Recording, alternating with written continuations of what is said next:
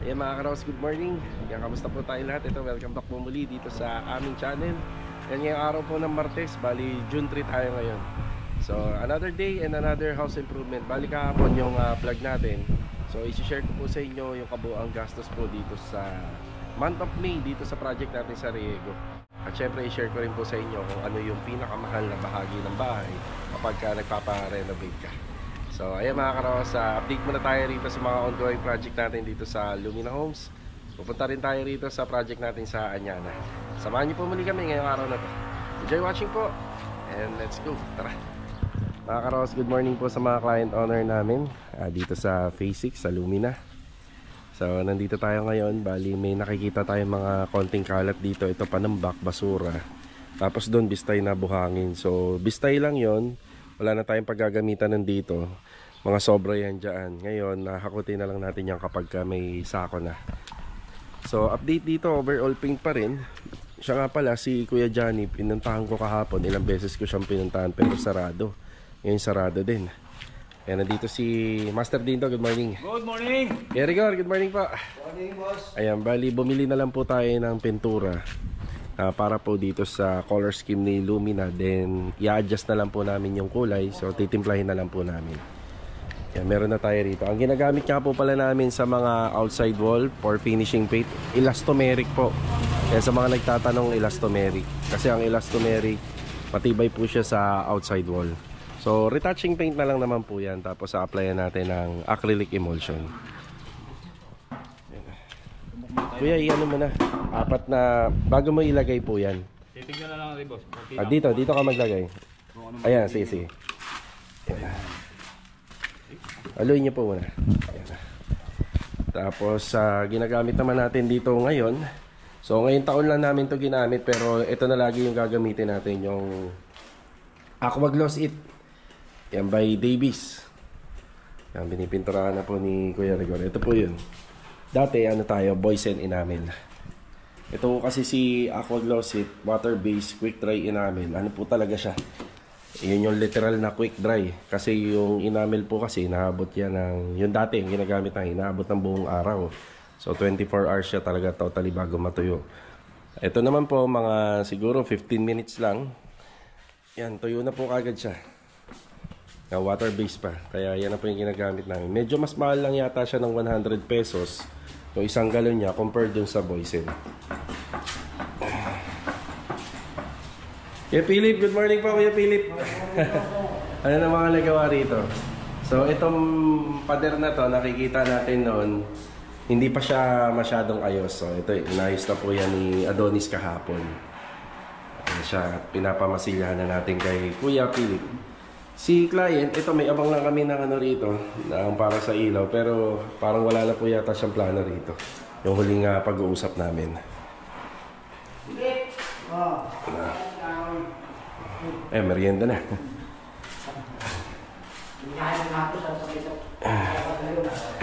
Tapos ito kahapon. Ayan, ipakabit na po natin yung handrail dito. Medyo malinis na to. Kornisa. Tapos dito meron tayong pinaayos. Ito yata yun. Ayan o. Yan, pinapaayos natin kasi tumatama po siya sa gilid. Yun o. Yan o. May mga diferensya din po talaga yung mga ano rito, mga bintana. Pero mahalaga, yan, nabubuksan at saka naisasara. Yan o. Yan, langis na lang po yan. Kaya medyo maganit. Langis na lang ipapahid. Tapos pinakompleta na natin yung sana dito. Yung sa pinaka air vents. Buksan ulit natin. Yun o. Tigas. Tsaka yung tubo para sa downspout ng ating gutter. Ayun o. Yan, kompleto na rin po yan. Pag gumagawa po kami ng slab, yan, pagka nagre-renovate tayo tapos si slab, naglalagay po talaga kami ng floor drainage. Kasi imagine niyo, dikit-dikit yung mga bahay dito. So, saan pupunta yung tubig niyan? Kaya may floor drain lagi tayo dyan.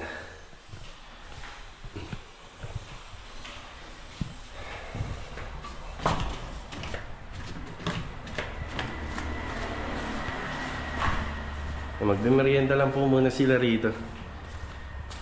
Tapos yung nabili nating pintura, medyo malayo pa sa color no. color scheme ni Lumina. Ngayon, ito na po siya. Kakulay na. Yan, hinaluan lang namin ang Acricolor. Kuya, pasado na. Pasado na kagad eh. Sige, sige, kayo lang. Pasado na. Testing lang ako yun. Ikaw nang bahala. Pero yung Konti pa yun. yung first batch kuya, tansyahin mo sa buong pader. Kasi magbabago yan panigurado pagka ano. Dito tayo sa kabila. Ayan, medyo bago na yan. Tsaka doon. Ibang timpla na. Ang nahata na yan hanggang sa taas yan. Oo. Tapos yung magkabilang pader. Oo, isang balde na. Halin mo na lahat. Ilan din yung Bali ano yan, 8 galon yan. 8 galon, tatlong Acricolor na 1/4. Tatlong Acricolor yan. Yan na. Isang balde lang. Okay, nandito naman tayo sa magkatapatan project natin. Dito pa rin sa Phase 6. Kuya Boy, good morning. Good morning din po sa mga client owner namin dito. So dito, ang update, yan, may panambak pa kami rito. Ito, basura. Kadalasan naman yung mga basura, dinadala ko na lang po doon sa bodega para hindi na kumalat dito. Tapos ibang materyales, gagamitin pa sa hagdanan. Tapos dito, tuloy lang naman yung tiling natin. Louie, good morning. Yan, bali, unti-unti na ni Louie ito na matatapos na sa mga tiles. So, dyan, basta yung mga hagdanan nito, panghuli, last priority.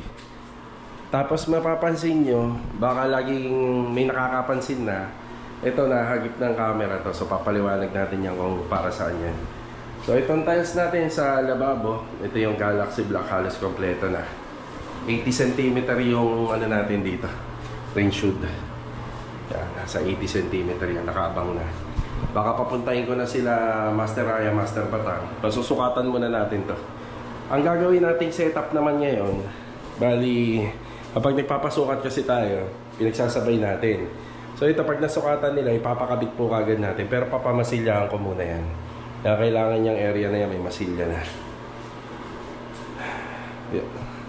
Yan, paliwanag natin to. Okay, magkakadikit yung bahay dito, di ba? Ngayon, yung slab ng kapitbahay, wala siyang floor drain. Kaya nga mahalaga may floor drainage. Tapos yung tubig, naiipon pa pabalik. Kaya lagi itong may ano to, lagi itong may moisture. So hindi sa ating galing yung moisture, bali sa kapitbahay. Yung slab nila doon, naiiponan ng tubig. Yan na. So sa tiles dito sa second floor, ayan din sa ano, meron na rin. Bali itong tiles na to, non-skid. Kasi ito, ipapaayos ko pa po ito. Para maganda siya tingnan dito kapag nilagay na yung sliding door. Ayan na.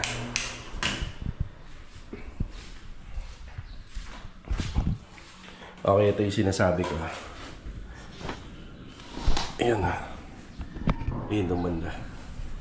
So, ayan yung gawa natin. May sukalo yan. Tapos yung slab nila, yan ay iipunan ng tubig. So medyo wala sa klibe. So ang nangyayari kapag tuwing umuulan ay ipunan ng tubig yun, dito lumulusot. So si client dyan, si owner, makikipag-usap po siya sa akin, bali balak niya daw ipagawa yan. Yun nga lang ang problema. Yung bubong pala yung ano niya, bubong yung extension niya. So tingnan natin kung ano yung magagawa natin dyan. Pero possible talaga dyan ng tubig. Lagi na nandyan kasi wala silang abang na floor drain. Kami, kung yung slab po kasi na yan, ganito po yan, yung ganyan. Nandyan yung kwarto. Pero kung naka long span sana, dinamay na rin po sana sa long span yan. No, dinamay na lang sana. Para yung tubig, may tatakbuhan pa. Yan kasi may blocking na. So yun yung problema, isa yan. So kung makikipag-coordinate naman po si client dito sa kabila, mas maganda kasi apektado kasi yung gawa natin dito. Ayan o, apektado yan. So lagi may moisture dyan. Hindi naman pwedeng gamutin natin ng tiles yan kasi mas malala. So iba kasi ginagawa, tinatapalan ng tiles pero hindi po ano po yan. Hindi yun ang solusyon. Ang solusyon nandun sa taas, kailangan ayusin yun. Yan na. Yan, break time muna. Yan. Tapos dito sa kabila, ang inaasikaso ni Kuya Boy dito. Halos tapos na yata tayo sa rewiring na kuya, no? Tapos na po, no? So, okay, tapos na. Bali, mamaya ako kumpletuhin na po ni Kuya Boy lahat ng mga bilang ng switches and outlet. Kuya Boy, yung ano, karagdagan dito. Hindi pa yata nabubuhay. Kaya nga kasi, hindi ko kabisado yung mga outlet nito eh, kung ano eh. Turo ko na lang sa'yo. Tuturo ko na lang sa'yo. Pero yan, sige. Turo ko na lang. Hindi ba dito yan? Diyan, basta meron yan dyan. Tapos dito, may nakababa ka, meron tayo rito just in case. Ito ilaw. Hindi, yung outlet. Ito kung bumaba yan dyan eh, yung tagbo. Yan na lang. Okay. Ngayon, ito outlet siguro ito eh. Iba pintuan. Oo. Kahit dito mo na lang po yata ilagay. Kahit dito na lang. Nasa 140 yung height. Para, Outlet dito. oo. Kasi para pag halimbawa, nagpagawa siya bar counter, pagagapangin na lang natin. So ito kasi matatiles na to eh. Para, Dito lang, isa. 140. Tapos, Yung ano na lang po niyan, yung switches niyan dito. ito na. Ito yun Kuya Boy. Di ba isa rito? Isa dyan. Tapos doon back to back. Yun. Back to back. Yun lang. Yun na lang yun. Okay na dyan. Wala naman po yan eh. Kaya kung sakaling may papagawa siya dyan, doon na lang tayo kukuha ng supply papunta rin. Yan, okay na po yung wiring nito. Ito na lang, isa lalagyan ng PVC panel. Yan, PVC panel na lang po ito. Pero bago yun, may butas na po dyan. Ayan, may butas na kasi i-connect namin po yung ventilation niya papunta rito. So, para sa exhaust fan ng TNB. Yung isa naman, exhaust fan ng range hood. Yan, may, ito yung lutuan niya. Ayan yung range hood. Tapos yung para doon naman, ay nakikita natin, isa para sa exhaust fan naman po dito. Yan, halos sa kompleto na to. Bali, lilista na lang ni Kuya Boy lahat ng kailangan natin sa mga switches and outlet. Then, tinuro ko yung karagdagan. Then, ang ginagawa ni Kuya, yan, tinatapalan niya na po yung mga napagsinsilan. Yung kagaya nito. Yan, tapalan niya na po. Ito na po yan, Kuya. Okay, thank you. So, ito na pala. Naka-ready na. Sige, idadagdag ko na lang yan. Bali, 4 po yan, Kuya. Kabilaan, dito at saka dyan. Yan, 4. Yan, para pag natapos to, kompleto na sa saksakan. Tapos dito, wala tayong nilagay kasi open. Pero dito meron. Yan, back to back po yan. Yan dyan, back to back. Yan, sa CCTV meron din. Tapos sa... Kuya, yung CCTV mo rito, di ba meron ka rito? Meron ka rito eh, sa ilalim ng canopy. Dito? Meron yan? Oo, meron. Bali 5 na. 5 yung dadagdag. Banda rito lang yun, ano? Doon mo na banda sa gilid. Pero wag naman gilid na gilid. Dito lang. Poste kasi ang puti. Ay di, iwas mo na lang po. Sige. Yan, ayos na. Tara. Mga karos, bago magtanghali, daan muna tayo rito sa Riego de Dios Project. May mga inaasahan tayong delivery ngayong araw. Bali yung mga gutter, yung combination ng gutter and flashing gamit po yung smoke stainless. So yung mga materialis natin dito, lahat 0.6 gutter at saka yung yero. Siguro mamayang hapon yung mga yero naman yung darating. Yan, maganda yung weather, mainit pero hindi ganun kainit kasi cloudy. Maulap yung panahon. Yan, pabor din po sa mga manggagawa natin dito kasi dito ang tutok ng araw. Masyadong mainit dito sa Riego de Dios Project. Kaya after natin manggaling dito, manananghalian lang tayo. Then dediretso naman tayo sa Anyana East Project natin.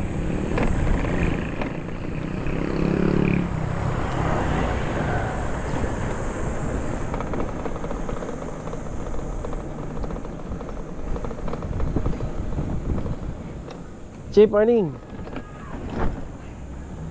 Tara.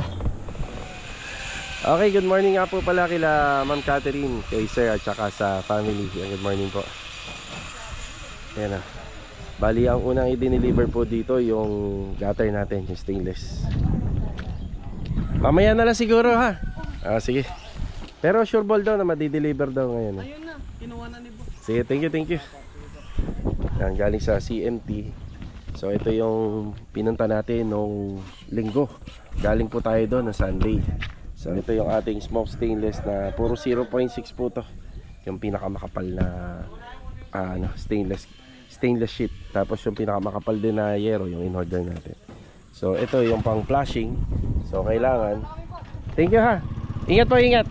Thank you. Mamaya na lang ha. Mamaya. So hindi pa bayad to. Yan, mamaya malalaman natin kung magkano lahat to.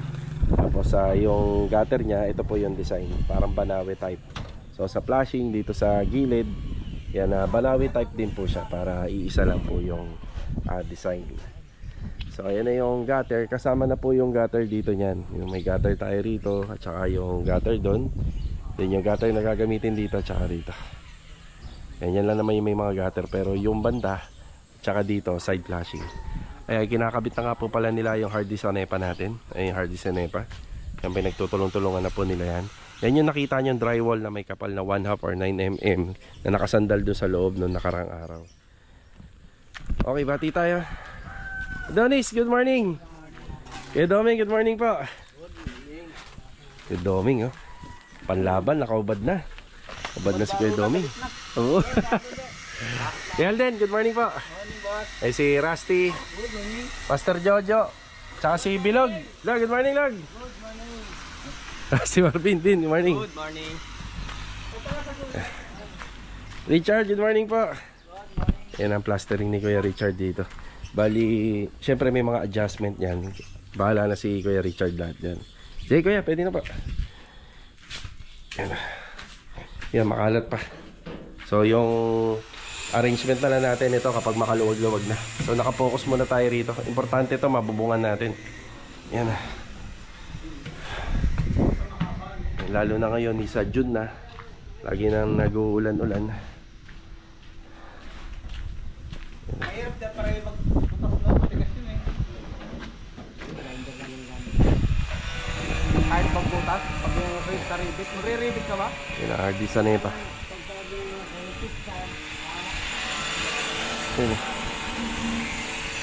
Hagdi sa NEPA natin. Yun na, nakapaikot na.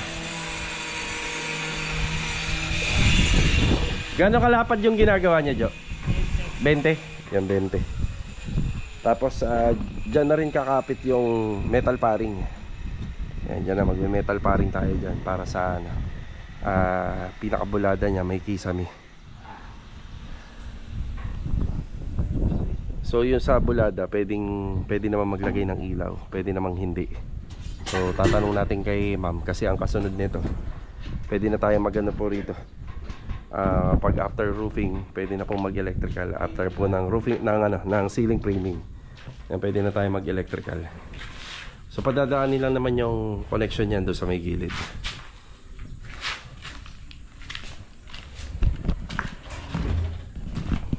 Yan, mamayang hapon nandito ulit tayo. Pabalik tayo rito para doon sa vlog natin kung may discuss ko kung ano yung isa sa pinakamahal na bahagi ng materialis ng buong bahay. Yan. Tsaka kung magkano yung ano natin, monthly bill ng materialis para rito buong month of May.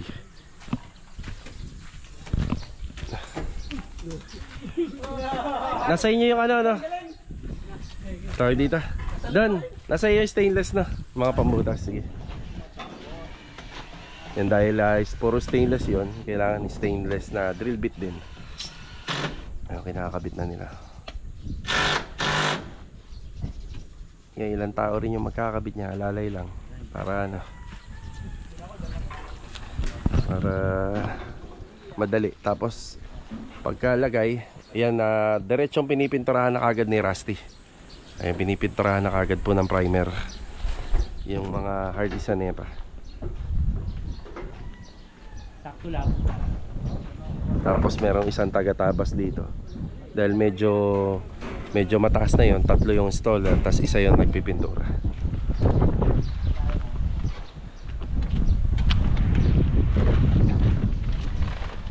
Tapos dito naman sa mga poste, so ayan, inayos na ni Kuya Richard. So pag natapos ni Kuya Richard to, bukas mapapriority naman yung gate nito, tsaka ito yung fence grills. So ganun lang kadali. So bali, bago natin malagyan ng mga ng mga tubular, bali kailangan tapusin muna yun sa mga hulog ng mga poste. Yan na. Tapos ang mga gagawin pa dun sa pader sa second floor, yung mga ano niya, yung mga media agua or yung canopy.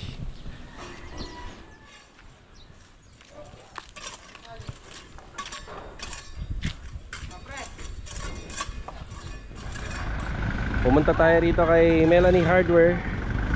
Yeah, mabalik tayo ng Riego de Dios. Bumili tayo ng Acritex. So kanina nalagyan na ng epoxy primer yung fascia sa NEPA na nakakabit po dun sa may second floor roofing framing. So ito, pampa-final natin. Yan, baby roller. Tapos bumili tayo alambre. So itong alambre ilalagay natin sa roofing framing sa second floor para yung insulation foam hindi siya lulundo. Yan, tire wire number 16. Yan. Ang purchase natin dito 1,810. Tara. Okay, nakabalik na ulit tayo rito. Pero yung buong tropa, ano na yata, break time.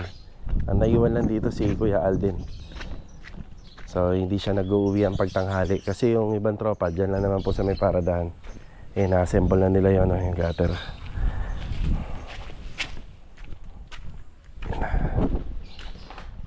Up, yeah. Acritex primer. Kasi yung alambre.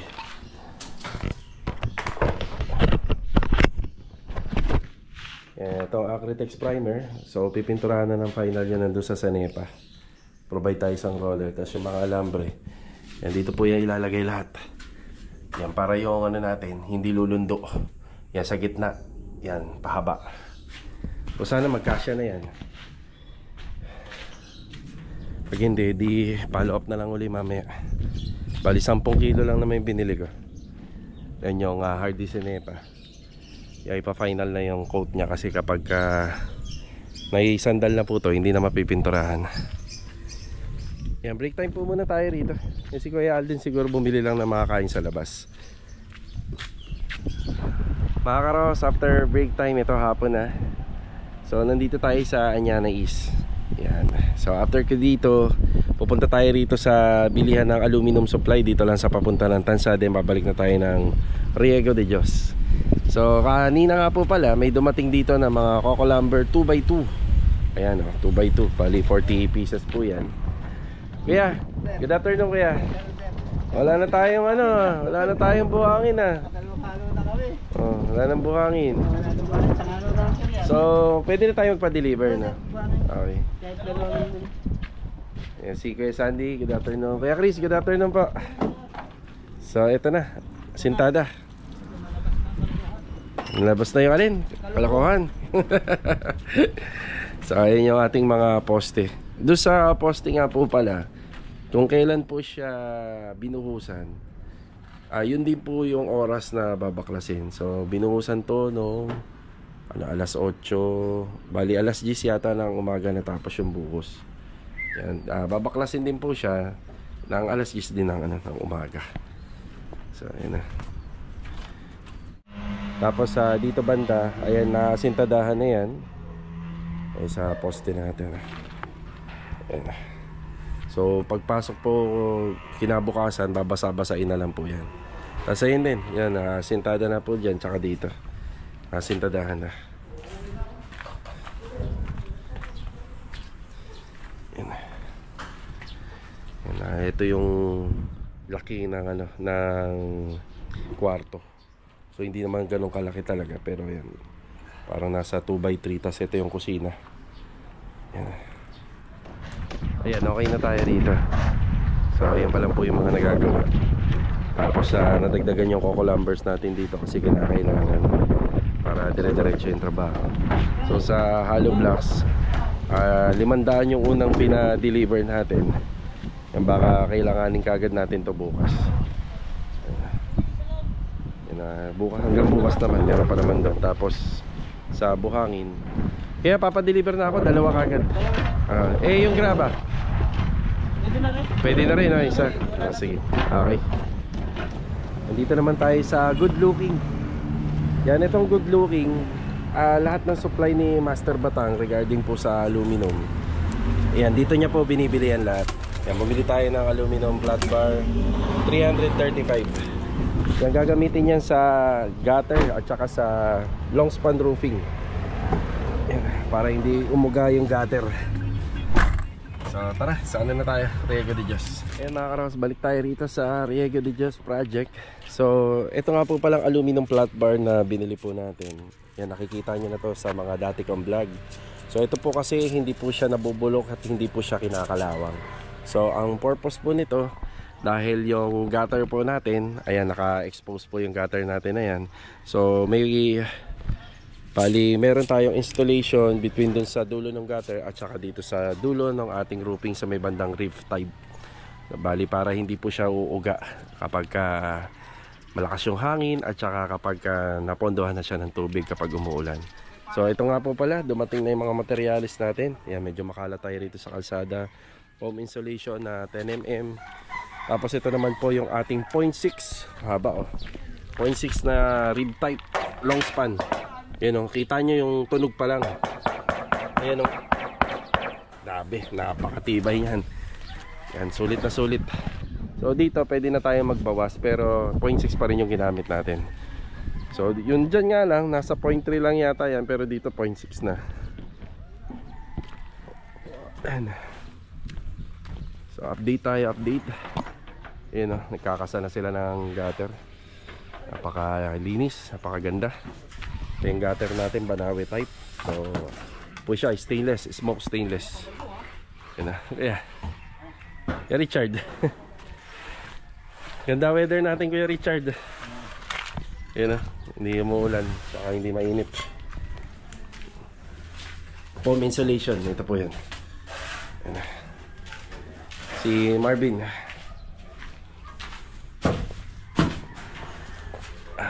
Kamusta yan na natin, Bin? Bistay. Marami pa. Yan na lang. Next week, baka kumuha tayo ng nagbibistay ulit. Dami pa rito sa loob. May papalitan na. Kuya Doming, kamusta ang trabaho natin, Kuya Doming? Yan na. Sanay naman po, hindi ba nangangalay? Bagay, matagal nyo nang ginagawa ito. Simula po na napwesto sila, Kuya Doming dito, Kuya Richard, wala silang ibang ginawa kung hindi magpalitada. Yan, puro plastering. Kaya hindi naman po nagmamadali sa renovation si ma'am. Ang dating nasabi kong plano rito, kukuha sana tayo ng 5 mason. Yan, pero kinausap naman natin sila na sila na daw bahala. So hanggang sa matapos to. So madadagdagan naman sila rito kung kinakailangan po talaga. Pero sa ngayon sila muna para daw dire-diretso yung trabaho nila. Tuloy-tuloy.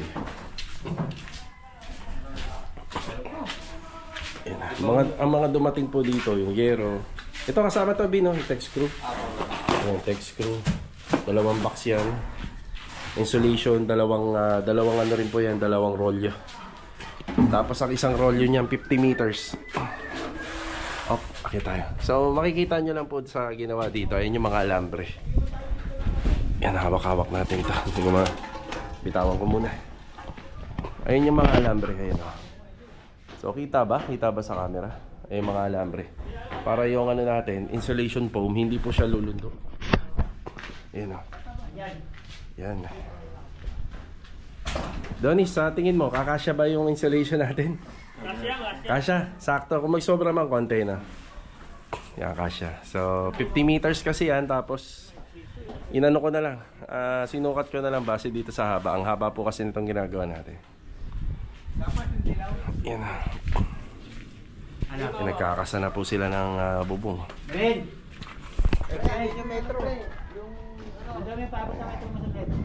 Kasi ito yung ating gutter. Yan, dapat naka-insulation. Yan ang kailangan dito. Hindi na kami gumamit ng Hardiplex dito. Yan, foam insulation na lang.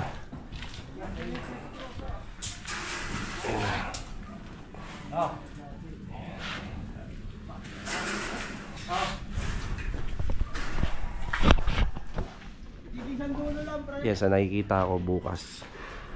Malalagyan na ng ano to. Malalagyan na ng bubong lahat to. Jo, tago ko na lang to. Ito na. Kasya na kaya to? Kasya na, ano? 6 meters. Yan. Oo. Yan, pang brace para sa ano? Gutter. ikaw na bahala na doon. Gagawin mo na lang. Yan, sana kasya na yan. 6 meters naman yan eh. Dito. Yan, pagpasensyahan nyo na mga karos, medyo makalat pa. Pinapa-priority ko to. So, pagtutulong-tulungan na lang namin dito yung paglilinis. Yan, ganyan talaga. Pero wala naman naliligaw. Yan, yung gamit natin, nandyan naman lahat.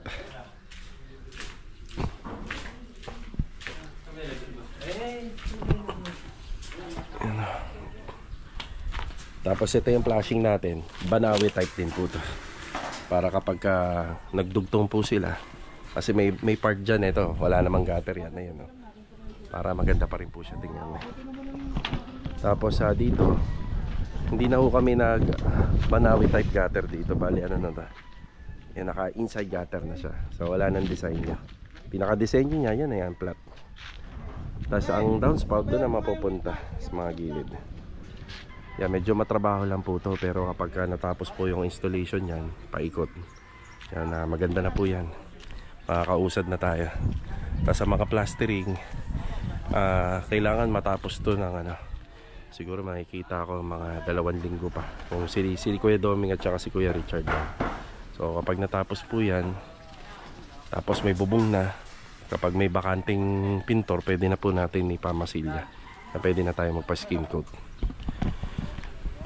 Okay mga karos, i-share ko sa inyo, sa mga nagpapagawa ng bahay, kung ano ang mga kadalasang mahal na materyales kapag bumubuo ka. Nabuo ka ng bahay yan. So ito po yun. Ang tawag po dyan is yung structural framing, roofing framing. Yan po yung mga mahal na materyales. Siguro nasa 40 or 50% ang niya, ang ambag niya din dun sa pagbuo ng bahay. So ano po yun?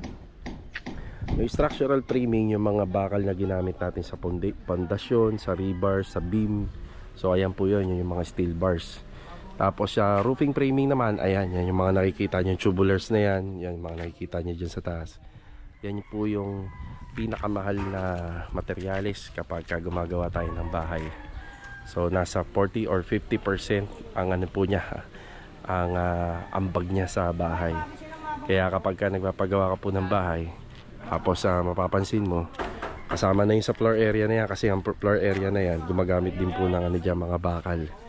Tapos sa lababo, nagamit din. Sa partition, kapag may asintada, yan gumagamit din. Kaya isa yan sa pinakamahal na ambag po dito sa sa bahay, mga materyales. Yan, okay na po tayo rito sa project natin sa Riego de Dios. So tuloy-tuloy lang po yung pag-assemble ng gutter. So inuuna yung gutter. Pag napaikutan yan, pwede na tayo maglatag ng bubong. Tapos huli po yung flashing.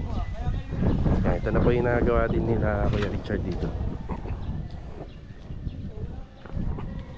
Napakaganda talaga gumawa ni Kuya Richard, oh. Kuya Richard, baka may babatiin ka. Wala. Yan, binabati ko yung asawa ni Kuya Richard na nandyan sa ibang bansa. Yan, mag-ingat ka po dyan, ma'am. Sabi ni Kuya Richard, ayan, oh. Yan, nanonood din po ng vlog natin yan. So ito na po yung gawa ni Kuya Richard. So ang finish po natin dito is lang, rough finish. Tapos pintura lang po yan. Pinturada lang. Yan. Sila Kuya Richard ang dahilan kung bakit gumaganda yung harapan ng bahay. Pati yung loob, syempre. Maganda yung palitada. Yan.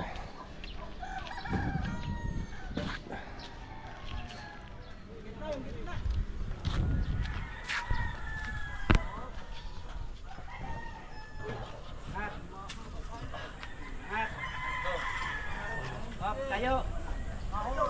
Tayo ay tayo. Punta, tayo ba konti?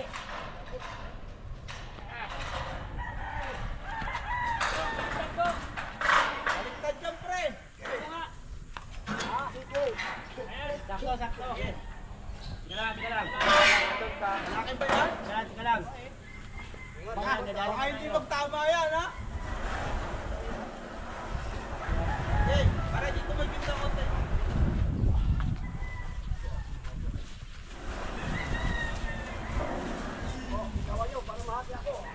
Tulak!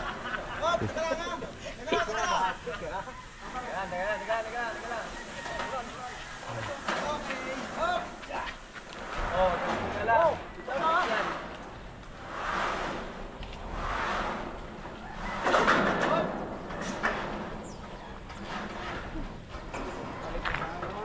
Bale ito mga karos, ito naman po yung na-purchase natin sa buong materyales for the month of May dito sa Riego de Dios Project. Bali yung una at pangalawang week nitong May, first week and second week ay meron tayong 69,521 na purchase ng materyales. Then yung pinaka third week natin for the month of May is 34,966. Tapos yung pinaka last week naman nitong May, meron tayong purchase na 54,810 pesos. So, from Monday to Saturday po yun. So, ang total po niya is 159,297 pesos. So, ayun mga karos, sana nabigyan po namin uli kayo ng idea dito sa mga project na ginagawa po namin. So, kita-kita na lang po uli for the next video. God bless po sa ating lahat. Ito paalam po muna. Tara!